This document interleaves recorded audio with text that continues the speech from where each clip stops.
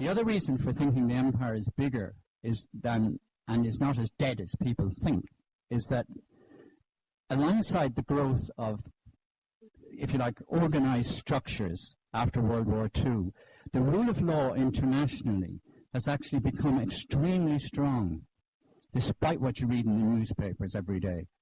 And the rule of law has contributed enormously to the stability of land ownership structures.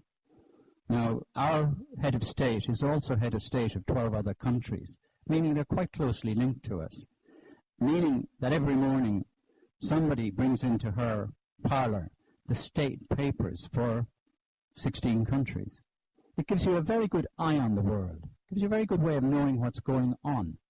And when the world was split into East-West, the Commonwealth and the residue of the empire was split likewise. That has changed, and very few people have reported on it, that there's been a real strengthening and tightening up of the connections with the former colonies. In a unipolar world, in the United Nations, old contacts get you new votes. It's worked out extremely well. So in an age where international legal structures have strengthened enormously, the residue of empire is a lot more real than virtual. In the book I refer to it as virtual, but I think it's fairly real. The land of the four great religions. I haven't included Judaism because Judaism, although it gave rise to two of the four, is very tiny in world terms. It's only about 0.4% of world population as a religion, and it doesn't have huge land holdings. But the universal land owner is the Catholic Church. Now, I was born and brought up a Catholic and even spent a while in a Catholic monastery, but I did not know I belonged to a state. The Catholic Church is extraordinarily unusual. It is a state, fully fledged state. It's a member of the United Nations, a full member. It doesn't vote, but it's a full member. And its head of state is a legal monarch. Amongst the heads of states of the world, people are presidents, prime ministers, kings and queens. The Pope is a monarch on the same basis the Queen of England is a monarch. So I found this extraordinary. The Catholic Church also maintains 164 embassies around the world. The United Kingdom has 155, and the United States 170. So the Vatican runs a diplomatic structure that's very, very close in size to that of the United Kingdom and the United States. But the Catholic Church goes beyond that. It's got depth that very few other states have. Within the Catholic Church, which is a state, is another one. It's called the Knights of Malta. And everybody says, oh God, guys in funny hats and swords. And they have 93 embassies. So the Catholic Church's second private state runs 93 embassies. Put the two together, and the Vatican outflanks, outranks, outnumbers all the world's major states in its diplomatic army. Once upon a time, the Catholic Church owned about 40% of Europe. It doesn't own land like that at all anymore, but it is the universal landowner. I have detected meaningful land of the Catholic Church in 163 of the 196 countries. And like all monarchical systems, all land owned by the Catholic Church is actually owned by the Pope, personally, as the Queen owns all our country. So it turned out to be a very unusual structure. And I've labeled the Catholic Church the universal landowner, because it is. It's got land in more places, and it owns it than anyone else.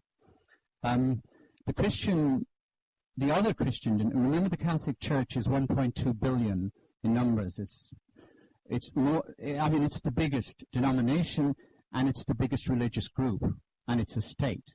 No other religion has even attempted to create this state structure. Anyway, Christian churches, mainly in the United States, are very rich. But the religion with the most land in the modern world is Islam. Now, Islam is not hierarchical, so land isn't owned in the same way, but the mosque generally is financed by a trust. And over the centuries, land was put in those trusts. And many Islamic countries, the trusts became so big that they are actually government ministries. But I would estimate that the mosque waqf, the trust lands of the mosques, are 20% of the land of Egypt. And it's certainly in excess of 300 or 400 million acres worldwide. So both Buddhism and Hinduism have substantial landholdings. Both have monastic systems and temples, and they have temple staffs who have to have, land and so on. So the religion is a very important landholder in the modern world. Now, this is how are we doing for time? Now, I want to talk briefly about the central problem. When we get to Q&A, I'd like people to have a think about something. How many people actually thought that you could write a book and actually identify most of the ownership? Because certainly I've done it. I don't mean that as a boast or anything. I mean, as a matter of fact, the ownership of about 90% of the planet is identified in the book. Well, you've now discovered why it wasn't as difficult as it looked.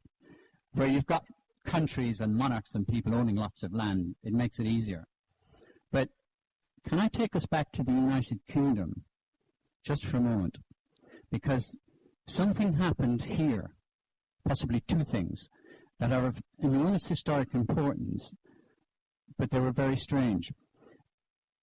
Most people here, if I said doomsday, most people here knew what I meant.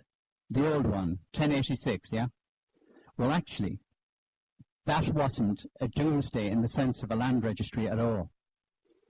It covered 35 English counties out of about 44, and mostly it was the donation by William of land to his lieutenants.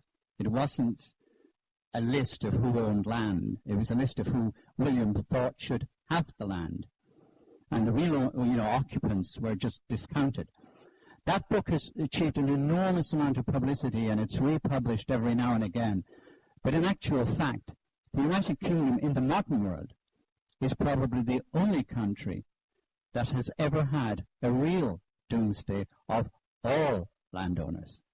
It was commissioned in 1872 and published 1873, 4, and 1876.